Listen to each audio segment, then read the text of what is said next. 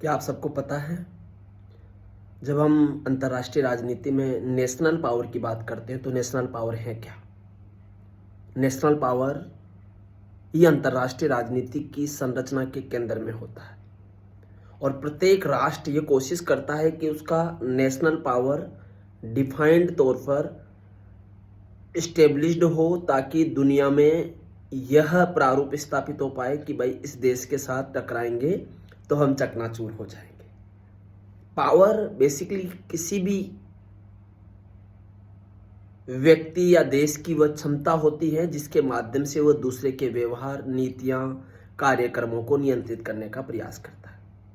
और इसी कारण हंस जे मार्गेंताउ ने भी अपनी प्रसिद्ध किताब politics among nations, struggle for power and peace 1948 में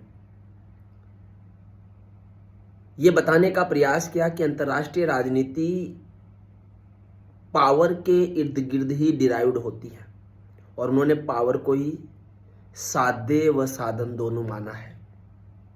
उन्होंने कहा कि पावर अंतर्राष्ट्रीय राजनीति के सेंटर में है।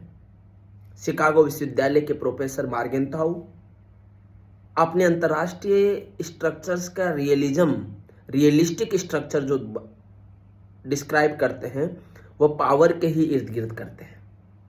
तो पावर उनके सेंटर में है और everything power, everything for power, वो ये बात करते हैं।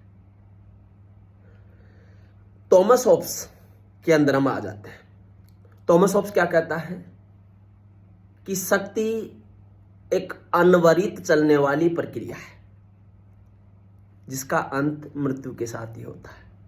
प्रत्येक व्यक्ति पावर चाहता है। अरे भाई, हम घर परिवार में रहते हैं, हम भी पावर चाहते हैं। आप लोग पढ़ रहे हो, पावर चाहिए, मुझे भी पावर चाहिए, सबको पावर चाहिए अपने अपने स्तर पर। पॉलिटिकल लीडर्स को अलग पावर चाहिए, राहुल गांधी को अलग पावर चाहिए, केजरीवाल जी को अलग पावर चाहिए, प्रशांत किशोर को अलग पावर चाहिए।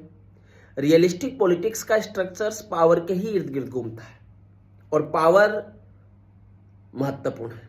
इसलिए प्रत्येक देश नेशनल पावर को इसलिए भी बढ़ाते हैं ताकि उसकी भौगोलिक सुरक्षा सुनिश्चित हो सके, वो अपने आप को सिक्योर स्थापित कर सके, अंतर्राष्ट्रीय राजनीति में उसका दबदबा कायम हो सके और दूसरे देशों को ऐसा महसूस हो कि अगर इससे टकराएंगे तो ये देखना कुछ ना कुछ कर देगा। जैसे भारत ने अपना पावर दिखाया, इसको शारीरिक पावर बोलते हैं, फिजिकल पावर।